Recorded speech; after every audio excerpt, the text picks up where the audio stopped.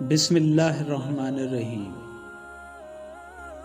معزز دوستو، یہ قصہ ختم ہوتے ہوتے آپ دیدہ ہو چکے ہوں گے۔ بہت عرصہ مجھے اس راز کا پتہ ہی نہ چل سکا کہ ماں کو میرے آنے کی خبر کیسے ہو جاتی ہے۔ میں اسکول سے آتا تو دستک دینے سے پہلے دروازہ کھل جاتا، کالج سے آتا تو دروازے کے قریب پہنچتے ہی ماں کا خوشی سے دمکتا چہرہ نظر آ جاتا۔ وہ پیار بھری مسکراہٹ سے میرا استقبال کرتی، دعائیں دیتی اور پھر میں صحن میں اینٹوں سے بنے ہوئے چولہے کے قریب بیٹھ جاتا۔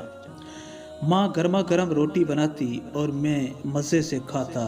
جب میرا پسندیدہ کھانا پکا ہوتا تو ماں کہتی کہ چلو مقابلہ کریں۔ یہ مقابلہ بہت دلچسپ ہوتا تھا۔ ماں روٹی چنگیر میں رکھتی اور کہتی کہ اب دیکھتے ہیں کہ پہلے میں دوسری روٹی پکاتی ہوں یا تم اسے ختم کرتے ہو۔ ماں کچھ اس طرح روٹی پکاتی، ادھر آخری نوالا میرے منہ میں جاتا اور ادھر تازہ تازہ اور گرما گرم روٹی توے سے اتر کر میری پلیٹ میں آ جاتی۔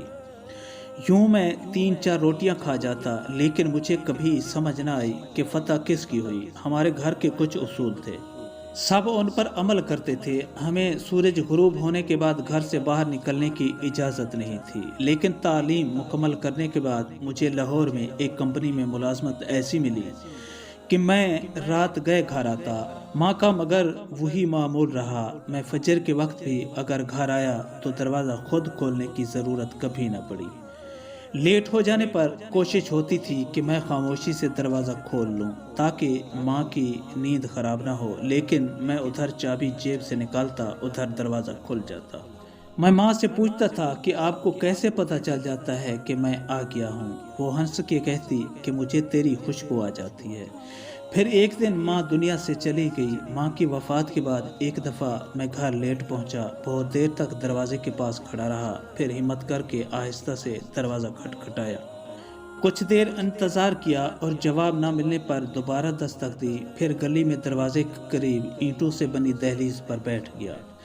سوچوں میں گم، نہ جانے میں کب تک دروازے کے ساتھ ٹیک لگائے بیٹھا رہا اور پتہ نہیں کہ میری آنکھ کب لگی۔ بس اتنا یاد ہے کہ مسجد سے اذان سنائی دی۔ کچھ دیر بعد سامنے والے گھر سے امی کی سہیلی نے دروازہ کھولا۔ وہ تڑپ کر باہر آئیں، انہوں نے میرے سر پر ہاتھ رکھا اور بولی، پتر، تیری ماں گلی کی جانب کھلنے والی تمہارے کمرے کی کھڑکی سے گھنٹوں جھانکتی رہتی تھی۔ ادھر تو گلی میں قدم رکھتا تھا اور ادھر وہ بھاگم بھاگ نیچے آ جاتی تھی۔ وہ بولی کہ پتر، تیرے لیٹ آنے، رات گئے کچن میں برتنوں کی آوازوں اور شور کی وجہ سے تیری بھابھی بڑ بڑ کیا کرتی تھی کیونکہ ان کی نیند خراب ہوتی تھی۔ پھر انہوں نے آپ دیدہ نظروں سے کھڑکی کی طرف دیکھا اور بولی، پتر، ہن ایک کھڑکی کدے نہیں کھلنی۔